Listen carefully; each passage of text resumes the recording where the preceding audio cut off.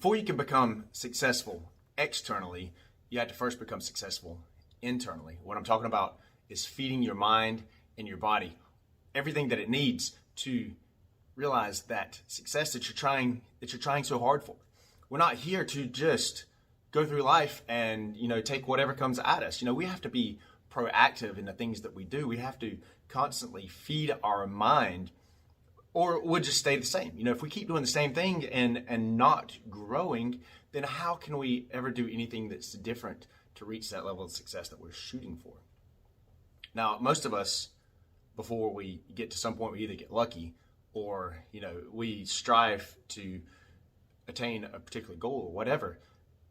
We generally have tons of excuses that keep us from reaching those goals. Maybe we get here and we say, oh, well, I just can't get up there. I can't get up to that next level, because of some reason. Maybe there's some physical, maybe there's some mental. Oh, I didn't go to college, or I don't know those people. I'm not in that crowd. Whatever those excuses are, people use them all the time to avoid the work that's involved in achieving that part of the goal that's just right up there.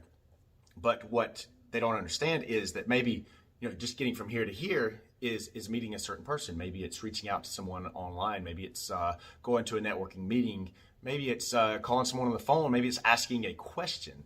Maybe it's just doing a search in a different way. There's so many different ways today that you can overcome that obstacle just by being resourceful. And resourceful is not just, someone over here, has a bunch of money or knows a bunch of people. What you need to do is you need to access those people. You need to access those resources. You might not own them yourself, but you can go and you can go talk and you can go learn. You can read a book. There's books available everywhere. There's podcasts. There's thousands of them. And I know it's pretty hard to find the ones that fit your style. But, guess what? There's podcast matching services out there. You can just go and you can take a little test and say, okay, these podcasts are what you're looking for. It's so easy today to find what you're looking for, rather than back in the day when you had to go to the library and go through the little card catalog and find the books that you're looking for. Or even you drive down to the bookstore or whatever it is. You can go online and find the people that can help you get from here to here, and that's resourcefulness. And it doesn't even take money. You don't have to buy a course, because everything that I'm saying, a lot of stuff that I'm saying, actually most everything I'm saying, because a lot of stuff that I'm saying I actually put online. I'm not saying that you can not buy the course and get all my stuff for less, but the book that I wrote, Achieve, has this process in it. It's not as detailed as this. It's more of, an overview. It's got a lot of interesting stories in it. You wouldn't be here without it. Maybe you read it, maybe you didn't. Maybe you haven't got that far yet. Maybe you said, oh, well, he's got this course too, so I'm going to get that because it sounds like it's really good and it fits the things that I'm trying to do. But the Achieve book I wrote, actually didn't want to write it. I wrote that in the book, by the way, and because I'm motivated to help people do things. Because I'm really tired of hearing excuses, say, oh, I can't do that because of this, or I can't do that because of that. So I was like, I had those excuses. I made the excuses for a long time, and sometimes I would have success, and other times I wouldn't. But I made those same excuses for a long time for a variety of things that were really important to me. And once I realized how to do it, I put things in the outline, and the outline became the book that you got that led you to this course, most likely. And so excuses, which are based in fear, are generally what keeps us from doing anything. So the first thing we got to understand is that our primitive minds are fearful of a lot of things, and it's just for survival. And we have to overcome that fear to do the things that are uncomfortable. And we all have the fear, like I said. I had them for a long time for a variety of things, whether it's to go talk to a person, maybe you're intimidated by someone, maybe you see that person over there that has the resources that you need, but you're fearful of rejection. If you go over there and talk to them, maybe they don't talk to you, maybe they're rude to you, maybe they ignore you, maybe they say no, but guess what? Maybe they say yes. Maybe they say, yes, I want to help you do this. And then they extend the resources to you to finish that project that you have, whatever it is. But being resourceful, recognize where those resources are is one of the greatest skills you can have to do anything. And all the people, if you read, which you should read as part of feeding your mind, is reading and learning or listening, in the podcast world and YouTube or whatever, is feeding that mind constantly. And you should do it every day, at least 30 minutes. You probably do it more than 30 minutes. But if you learn and you base that 30 minutes, day after day after day after day, learning something new every day, then think how much maybe you're 18 years old and you're like, okay, well, I'm only 18 years old. What do I know? You probably don't know anything because you went through the school system and you learned had the standard education and you learned what everybody else did. You're not unique at all. But maybe you did some things outside of that. Maybe you read some books. Maybe you had, watched some documentaries or something, and you increased, your mental capacity and you learned some things and you grew from that. And think if you did that every day from 18 to 80, think about where you would be at 80 years old. If you just put only 30 minutes of learning from other people, or learning from these books, or learning from these documentaries, or learning from these podcasts, or learning from people who are experts in the thing that you want to learn. And you got to look at the long-term goal. Maybe 30 minutes here, 30 minutes there. Maybe you like to sleep. You don't need that much sleep. You don't need to stay up till 3 o'clock in the morning. You get up early. Dedicate that 30 minutes to reading and growing and feeding your mind. And that's the first thing, is feed your mind constantly every day, like a meal. Like you wouldn't go, unless you're fasting for a purpose. I wouldn't fast from your mind, but if you're fasting for a purpose, for a physical reason, then it's the same thing with mental growth. You don't want to miss those meals and those opportunities to grow. Otherwise, your mind becomes flat and you have no more value to add. So feed your mind, read, listen, and form habits, daily habits. Condition your mind to be proactive in growth. Read things that challenge you. Read things that help you develop strategy. Read things that help you do the thing that you want to do.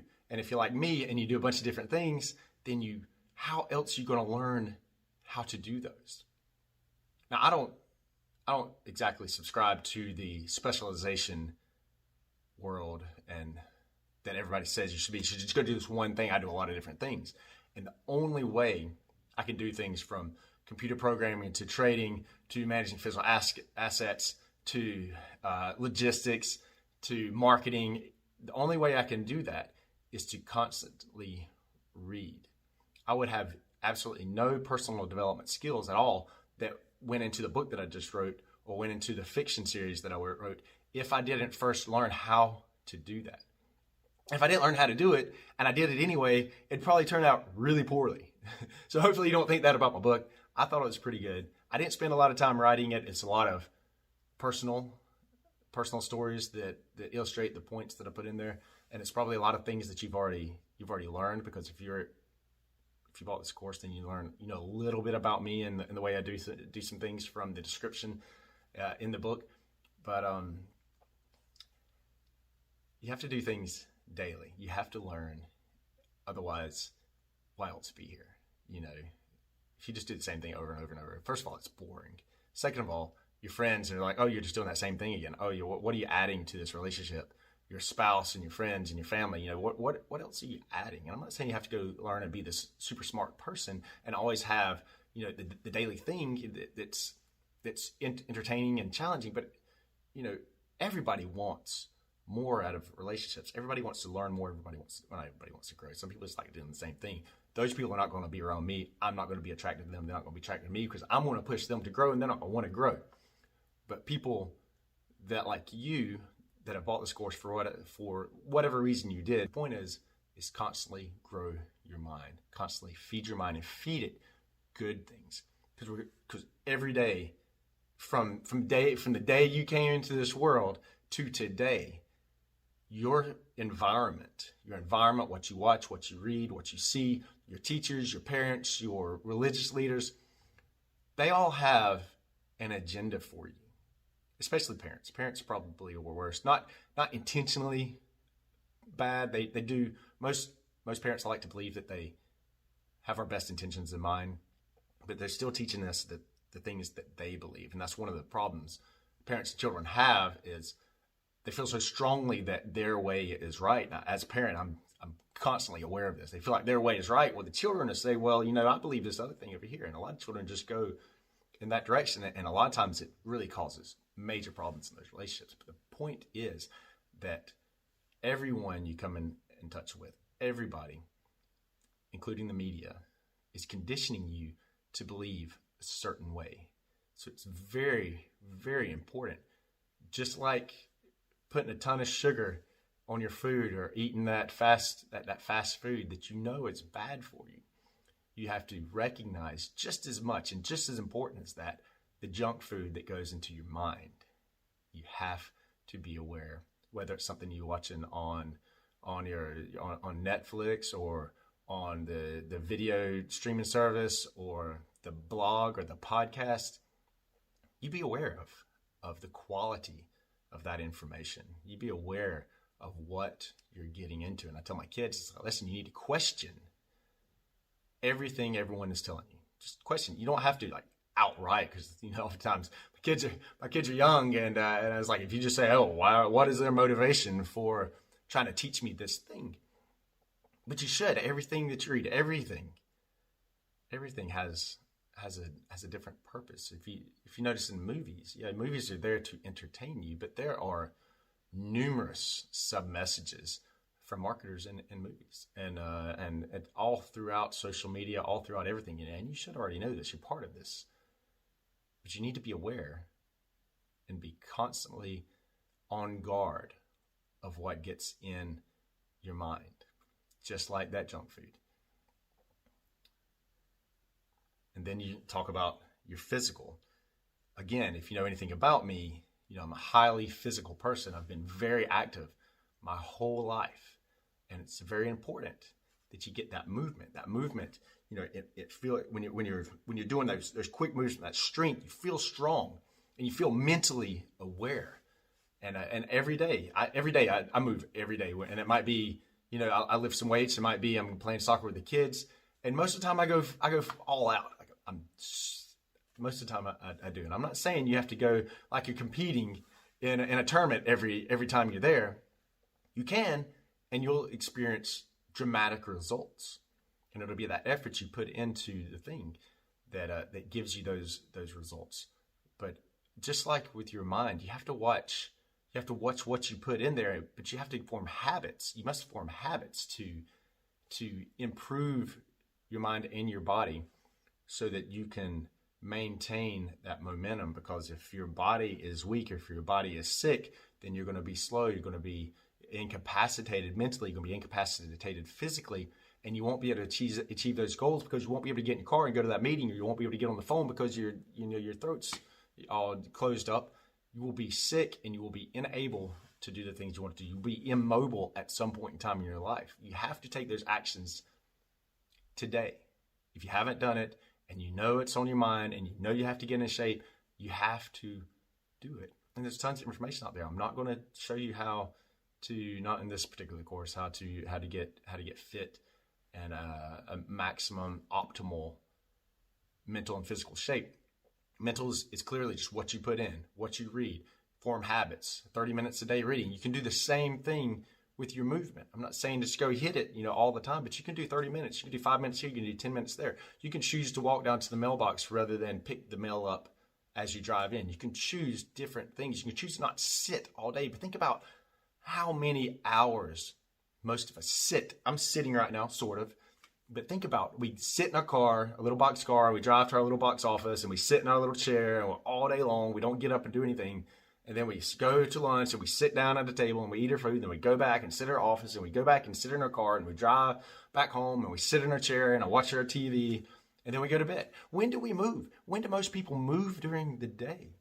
And you wonder where most of your problems are coming from. It's lack of movement. Our bodies, and this is all relatively new.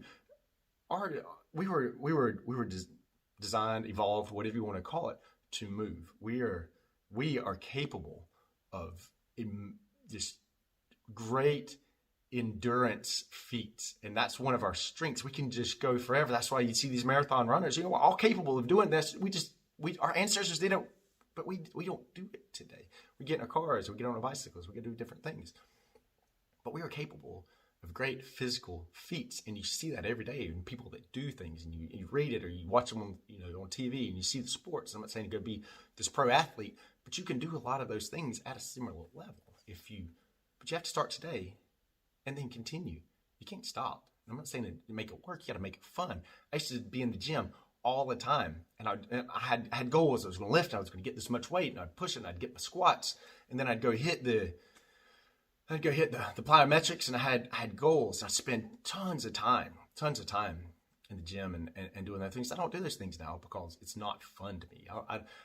I do things today based on how it makes me feel, just like, the emotions, like we'll talk about a little later, which is primary motivations for anybody to do anything is the way they feel about it.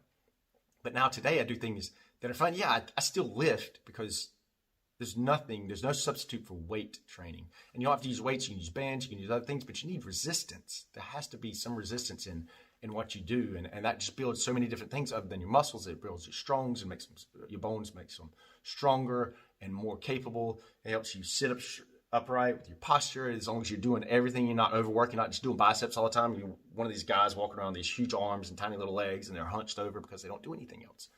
You have to do things that work your whole body, that get you twisting. And you ever see those people, maybe one of these people, I'm not making fun of you, but when you get a little older in age, you see those people walking around, it looks like they're so stiff.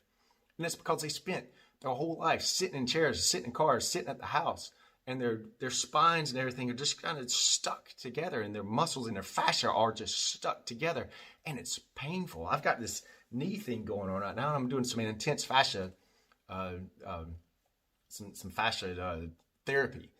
And it's just amazing. It's, it's from soccer. And, I play soccer. I've never played soccer professionally, but it's like I'm out there in the World Cup every time. And I just, I go at it, and maybe sometimes I go a little too hard. I'm 44 years old, and maybe I shouldn't play soccer like I'm 18, but I do because I can't stand it. I can't stand to do less than what I'm capable of, and I usually do a little more than what I'm capable of. And so I've got this little knee thing going on, but it's primarily a fascia issue, which I believe is probably a lot of people's problems. They just don't know what that is, and it's if you just every day, if you just move a little bit, twist and you lift and you run and you jog and you ride your bike and you play with your children, you play with your friends, you get on a team, your church league or whatever it is, just do something just to move and have fun with it. Because if you're not having fun with it, you're not going to continue it. And that's the problem with most gyms is people sign up, they get excited about it. It's coming up to the New Year's, make these resolutions, and they get in there and they just don't like it. It's not fun. Some people love the gym and it's fun and they talk and they communicate and they have that connection. I didn't do that. I went in there, I had a purpose. And that purpose was to be fit and to look a certain way, but it wasn't fun. And so years ago, I found a better way. I found a better way that was fun to me, and it's just doing things that you normally do, and adding some other things that aren't so fun. But I turned my squats, which I hate squats, into stuff that's fun, and that's really what you do. Just constantly move, feed that mind, feed your body, be aware of what you put into both of them, and there's a lot of mixed information on what you should be eating. But if you think about it, if you think about your mind only, your mind is fed by healthy fats. Healthy fats are not related to cholesterol, which is, you have your own opinions thing. I'm trying not to get too caught up in what my beliefs are, but to feed your mind properly through your nutrition is you have to have a diet and high fats. That's as far as I'll go there. If you want to learn more, there's links on the website, and ask me in a group, whatever you want to do, and I'll talk about it there. It's not the place here, but you have to do the right thing. And a lot of times when it comes to nutrition and movement is use your instincts. What feels right? What feels wrong? Are the movements that you're doing now, do they feel like they're going to injure you? Because there's really popular platforms out there that many people are getting injured on, and they're doing it and they're pushing themselves and they see the results of other people, but they're getting injured. So you have to be aware of your particular capabilities and make good decisions. But most importantly, just like with reading 30 minutes a day, get that movement, and hopefully it's more than 30 minutes a day. Just do as much as you can. Do some things. There's plenty of office type, search office exercises. You'll come up with all sorts of stuff. When I had my desk job, I could get a full workout not really sitting at my desk, but I get a full workout in my office. Now, you might look goofy sometimes if you're sitting in cubicles and there's people all around. If you're in this open office environment, like I've been in before, If you're over there trying to do some desk crunches, you're gonna look kind of silly, but you can do some things. You can take your lunch break and walk. You can walk that lunch break, and you can do some lunges, and when you go use the restroom, you can hide these things if you're embarrassed of, or just do it right there in front of everybody if you don't care, and then you'll just be recognized as that person that does those things and cares about their health. But you do what you can, because your health and your mind is way more important than what people think about you, in my opinion. So search that, and those are the first two steps: mind, body. Hopefully you're already doing these things.